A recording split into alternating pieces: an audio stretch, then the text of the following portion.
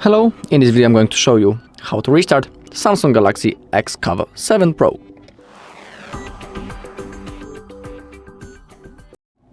Okay, so the process is really easy and I'm sure that all of you can handle it. So we have two methods how to restart this device and let me show you both of them. So the first one is the most common and it's a simple reboot from the power menu. This method is recommended, for example, when the device is fully responsive, it works normally, it's not lagged in that kind of situation. So to do it, we need to first turn on the power menu and we do it by clicking the power button and volume down button.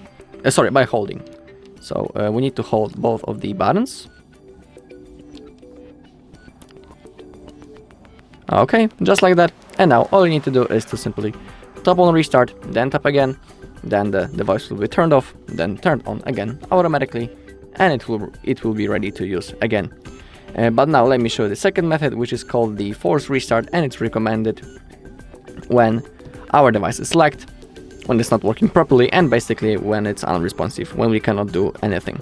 So to perform the forced restart, we need to use the two-button combination. We need to hold the power button and volume down button until our device will be turned off.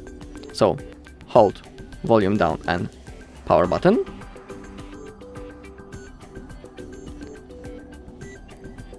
Okay, now I think we can release.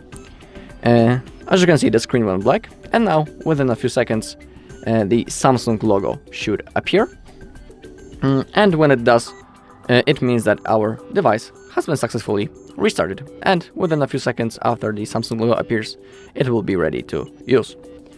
Alright, that's all in this video. Thank you all for watching.